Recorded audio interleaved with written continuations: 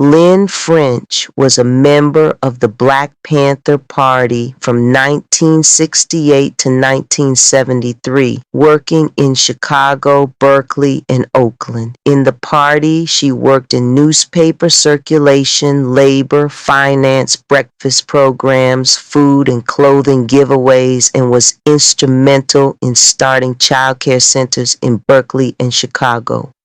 Today, French serves as Executive Director of Hope in a Home, a transitional housing program for low-income homeless families, supporting efforts to develop affordable housing and equitable alternatives to gentrification. Lynn French, 63, remembers Grasslands campus of the Georgetown Day School, head of school Aggie O'Neill walking into her third grade classroom to announce a landmark Supreme Court decision that hit particularly close to home for Lynn's family of trailblazing educators and civil rights stalwarts. Today, the Supreme Court realized what we've known all along was right. Lynn remembers Aggie saying that afternoon of May 17, 1954, as she told the class how the nation's highest court had just ordered the desegregation of public schools in the Brown versus Board of Education ruling. Aggie explained that GDS understood the virtues of educating students of different races and religions together, which is why it was the first integrated school in D.C. when it opened its doors 9 years before the historic Supreme Court decision. "I'll never forget that day," said Lynn, who has devoted her adult life to the values that GDS and her family instilled in her from an early age. For 6 decades, she's worked as a civil rights advocate, a lawyer, and a public servant dedicated to lifting marginalized people. Good beginnings. Lynn grew up acutely aware of how educational barriers excluded Black families from fully participating in American society, a concept that agitated and ultimately motivated her grandmother, Dorothy Howard, to launch in 1929 the first integrated nursery school in D.C., Garden of Children, based out of Mrs. Howard's home, initially served fewer than a dozen pupils, but it grew to average about 44 children a year, including children of diplomats, university presidents, and at least one Nobel laureate before it shut down in 1961, according to the Washington Post. Among them were Lynn's mother, Carolyn French, who grew up to be an educator, Lynn herself, and 3 younger siblings. Lynn's parents had 2 choices at the time: the Burgundy Farm Country Day School or the one chosen. Lynn had a rare childhood experience. Normally, the dress code for schools were dresses. Lynn wore jeans, and in her school, they were taught to address teachers by their first names. Furthermore, children were trained to learn at their own pace. The French family moved around the country due to David French being a surgeon in private practice. The French family has lived in Boston and Detroit. Lynn French attended middle school a mile from Howard University called Immaculata Preparatory. Lynn had a rebel heart in the sense she didn't want a traditional career most associated with Black families. She left her parents' home to attend Western College for Women in Ohio, where she was introduced to the National Student Nonviolent Coordinating Committee. This lobby trained participants on how to speak to and register Black voters. Lynn wrote home to her parents, informing them that she would head to Mississippi that summer. The effort in 1964, known as Freedom Summer, would be met with a violent response from the Ku Klux Klan. After her last exam that year, she found her mother and grandmother in front of her dorm, frantically throwing her belongings into a U-Haul. My mother said, somebody's child is going to get killed this summer and it's not going to be my child, Lynn recalls. That's the last time I just said, okay, Mama. By the following year, her father was helping organize health care for civil rights marchers as part of the Medical Committee for Human Rights, a calling that he credited Lynn for inspiring. Dr. French cared for voting rights protesters during the 1965 marches in Alabama, as well as the 1966 March Against Fear in Mississippi. Lynn's mother drove the family van, which Dr. French had converted into an ambulance along the protest route during the 1966 march. Lynn didn't continue her college education for 2 years, still reeling in a temporary funk between wanting to go to college and wanting to be part of the movement. Her father tried to entice her to go back to school during a visit to Chicago, where her aunt lived, but the appeal of community activism lured her to the Black Panther Party instead, which emerged as a force in Chicago's West Side in 1968. What appealed to me about the Black Panther Party was the 10-point program, Lynn said. The first of the 10 points, we want freedom. We want power to determine the destiny of our Black and oppressed communities. Always did and always will speak to me. Also, within the party, women had equal status as men. We have a vision for ourselves in this world, and we aren't asking for permission to be these people or to envision this world. This is the world we want to build. We want to have our own agency to live our lives the way we feel we should live them, rather than having someone giving you permission to come to their restaurant or permission to come to their theater. We wanted to assert ourselves. And it was within within the party, women had equal status to men. So it didn't even occur to me that this was a feminist action, but just that we were asserting ourselves to build a world that we thought would be the world we wanted to pass on to our children. And so to me, it's all part and parcel of the same thing. So one of the things that was interesting for me in doing research, and you think you know a lot about a lot of different things, and particularly African American history, 20th century. I believe that most, if not all, of the women who joined the Black Panther Party were leaders, and had the same vision of building a world. I think that there are a couple things with the image that was drawn. We were considered a huge threat to the United States, to the status quo, and so the image that was reflected in the newspapers, if you look through the newspapers of that era, just show us as this, it's a broad brush of just some black men with guns who are going, if you don't watch out, they're going to all wipe us out, So they never looked at us with any depth or saw any complexity or what have you. But that wasn't how we saw ourselves. And if you look through issues of the Black Panther newspaper, you see women very positively displayed, whether it's in the art that's there or in the articles.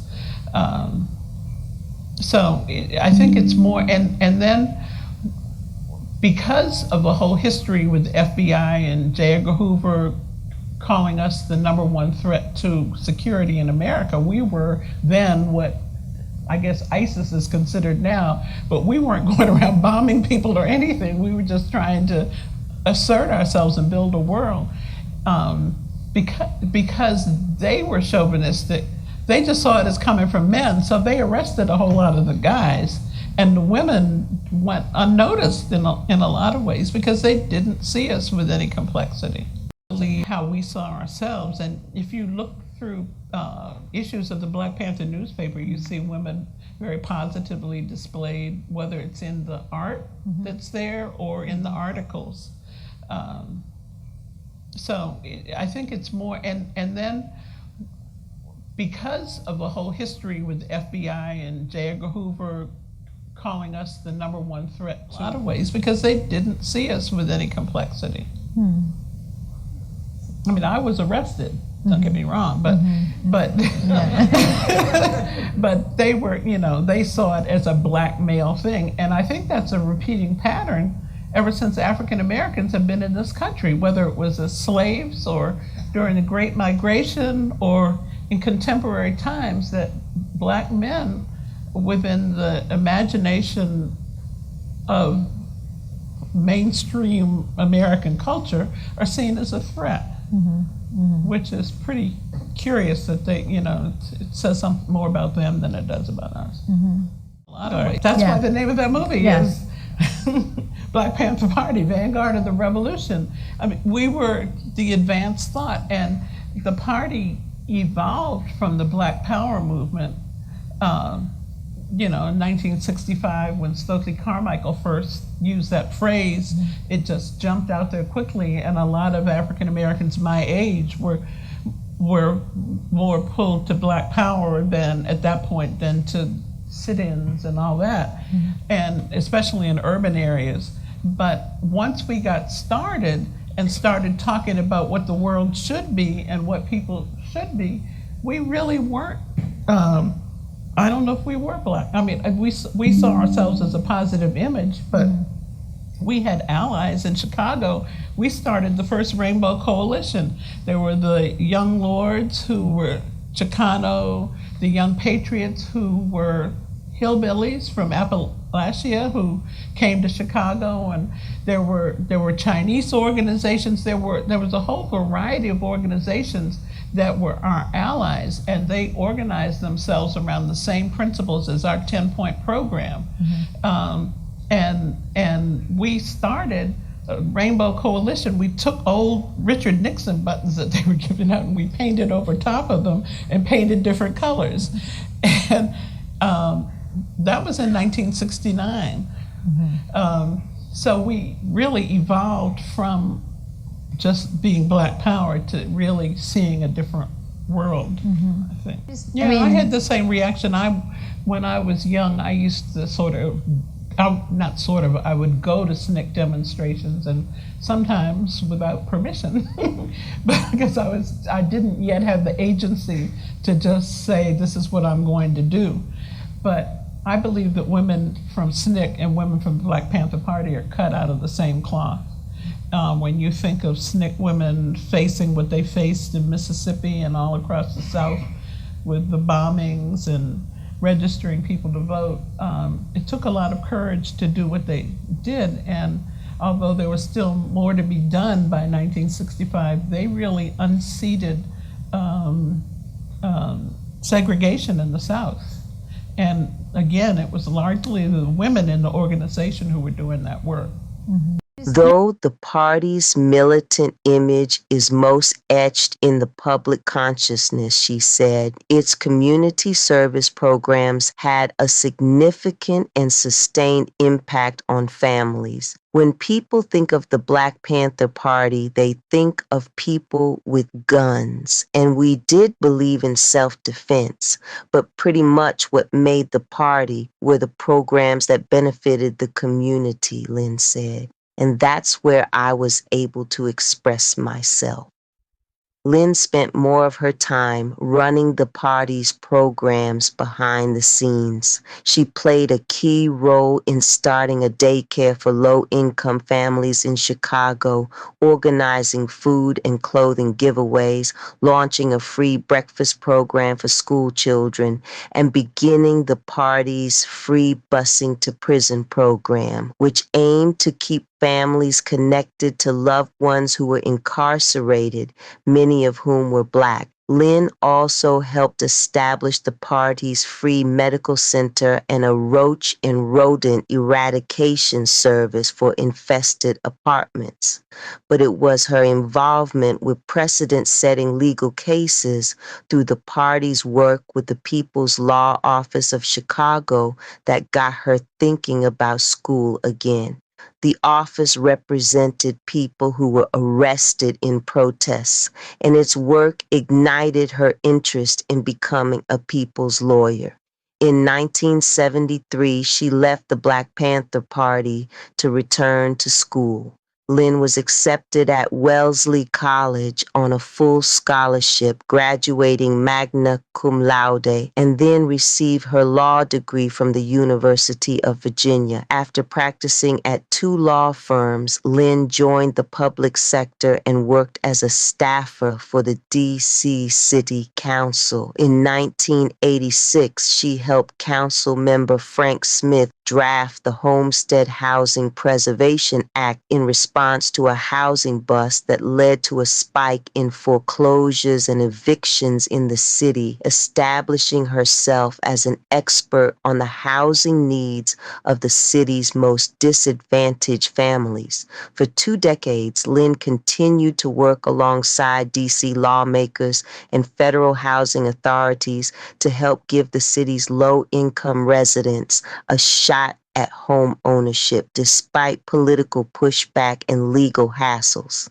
As the Homestead Housing Program Administrator for the city's Department of Housing and Community Development, Lynn oversaw a popular housing lottery that helped families reclaim abandoned housing. And as the city gentrified, pushing poor families out of housing, Lynn coordinated the district's efforts to meet a federal plan to address homelessness in the city, a task that aligned with her passion to prioritize building homes that could transition families out of homelessness. Some council members sought an approach that focused on changing the face of D.C. real estate.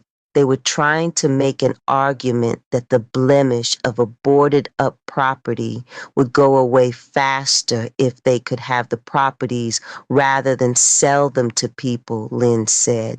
But what we saw ourselves doing was investing in the citizens of the District of Columbia. When she retired in 2006, Lynn was asked to serve on the board of Hope in a Home, an organization dedicated to empowering low-income families with children in D.C. to create stable homes. In 2010, Lynn assumed the role of executive director and has led the organization's efforts in transitional housing, education support plans, access to higher education, and food security programs ever since. The organization owns 19 units of housing scattered around the district and only accepts families with children. Our big goal is to break the cycle of poverty, Lynn said. There's a lot of personal gratification in the work that I do in helping families. It's not something you do to get rich.